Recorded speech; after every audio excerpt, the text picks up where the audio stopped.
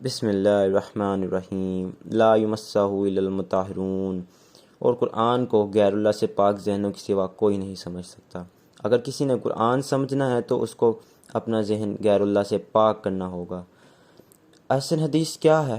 ہدایت کیا ہے؟ نور کیا ہے اور اندھیرا کیا ہے؟ کیا قرآن کے علاوہ باقی کتابوں میں ہدایت ہے؟ کیا فرقہ وارانہ کتاب کا راستہ سیدھا ہے؟ آئیے قرآن سے پوچھتے ہیں۔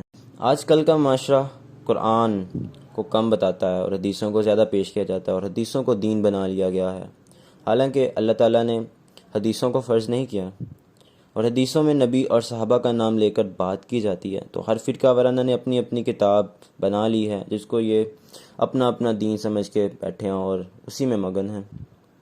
کیا نبی نے کس حدیث کو فالو کیا ہے؟ دیکھتے ہیں قرآن میں کیا ہے۔ قرآن میں آتا ہے اللہ نازل احسن حدیث، سورہ الزمر آیت نمبر 23۔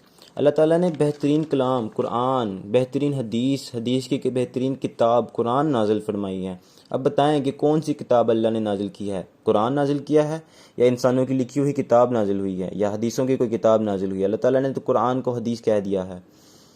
اور ایک آیت میں ہے ان الذی فرض علیک القرآن 28/85۔ اللہ تعالیٰ نے قرآن آپ پر فرض کیا ہے۔ قرآن کے علاوہ جب اور کوئی کتاب فرض نہیں تو کیوں ہمارے معاشرے میں قرآن کے علاوہ دوسری کتابوں کو دین بنا لیا گیا ہے؟ ذرا سوچئے، جب اللہ نے کہہ دیا ہے کہ فذکر بالقرآن، سورہ کاف آیت نمبر 45، قرآن سے نصیحت کرو، تو کیوں قرآن کے علاوہ نصیحت کی جاتی ہے؟ کیوں غیر قرآن سے نصیحت کی جاتی ہے اور نبی کی طرف منسوب کر کے اپنی بات کی جاتی ہے جو نبی نے کہی بھی نہ ہو؟ یقیناً قرآن ہی وہ راستہ دکھاتا ہے جو سب سے سیدھا ہے۔